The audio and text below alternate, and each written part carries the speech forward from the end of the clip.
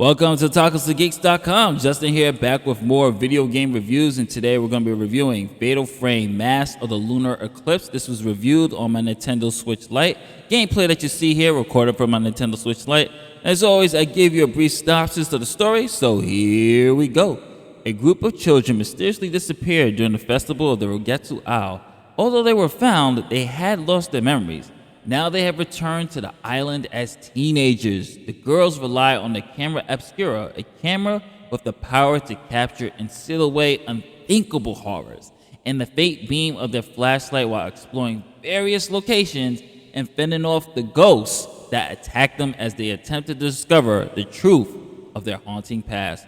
One thing I really love about the Fatal Frame series is that it's able to combine so much themes such as trauma, love, loss, sacrifice, death, and able to weave these things into one epic tale. And Mask of the Lunar Eclipse is a very dark story.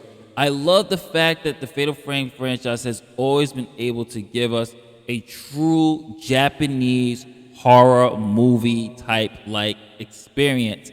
And in this story, like the synopsis says, we have these girls who have lost their memories, and they're being called back to this island to kind of discover what the true story is behind their past. And when things really kick off, I will say that when it comes to the story beats, is in that middle where we get introduced to more characters, things start to unravel, and it really does evolve into a very satisfying conclusion. So I have no complaints about the story. Now, let's talk a little bit about those graphics.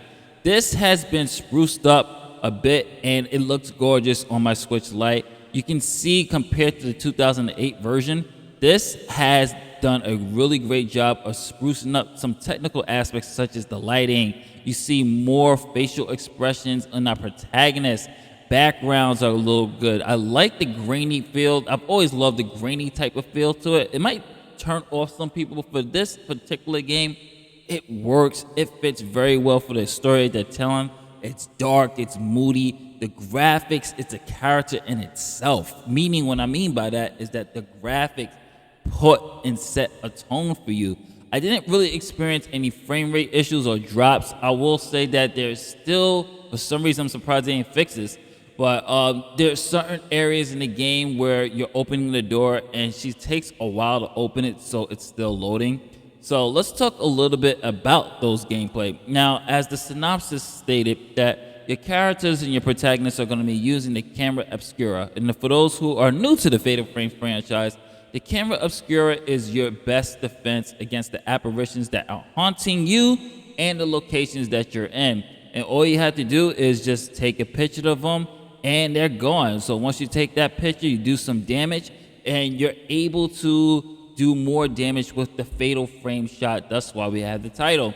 There are all other things that you have to do. It's not just going around and taking pictures of ghosts. You have to obviously unlock the mystery of what the game's trying to tell you, or try to figure out the story as the story progresses.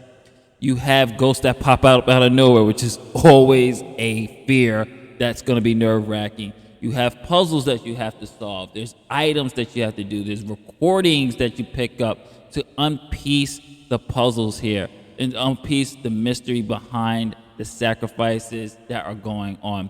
And this is where the game really shines, is in its gameplay. I will say my big complaint is still the controls. At times, the controls still, I'm surprised they didn't fix this. It feels more better on the Wii, obviously, because you had the nunchuck and things like that, and it was more motion control. You do have the gyro feature, and that's why I play it on my handheld mode, because it's way better, and I'm going to explain why it's way better when it comes to sound. And you'll also be able to upgrade your Camera Obscura, as you can see here.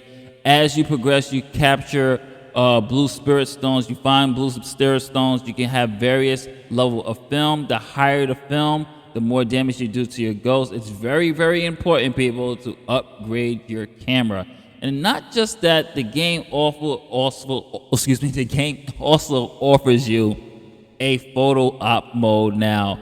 This is something that was now exclusively to Nintendo Switch. So now you can really show your friends, your family, your best ghost stares. If you see something that's really creepy, hop in that photo op mode, take a picture of it. That way you can have it for yourself and post it online. It's a great addition to it. Now here's some sound.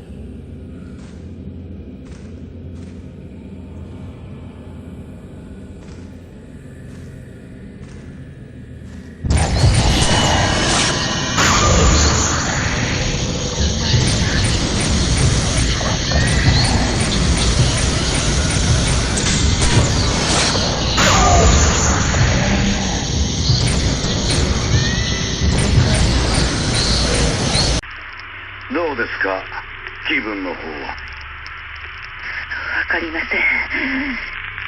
気がつくと廊下にいて、月が見えて、月を見ると少し落ち着くんです。いつからですか。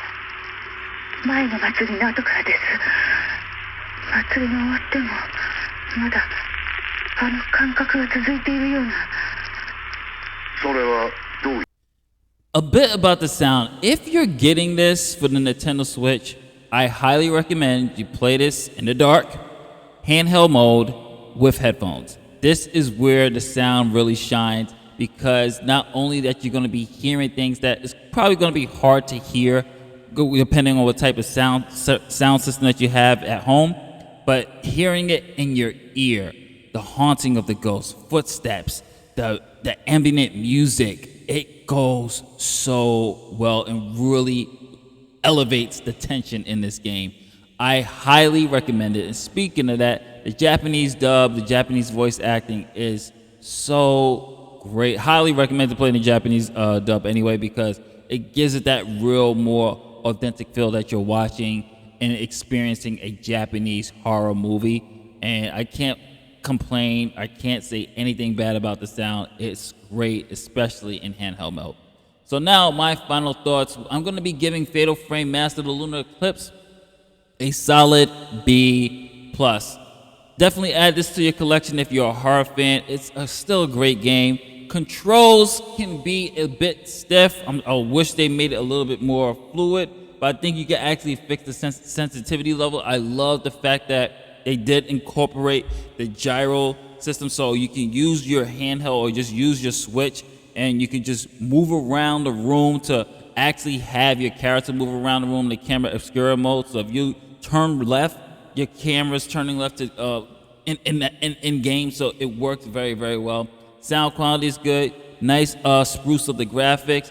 Really no complaints here. It's a really good game. I know I'm a little biased because this is my favorite horror franchise, but highly recommend this one. This is Justin from otakusandgeeks.com. Don't forget to like, share, subscribe, hit that notification bell. Catch you on the next one. Peace.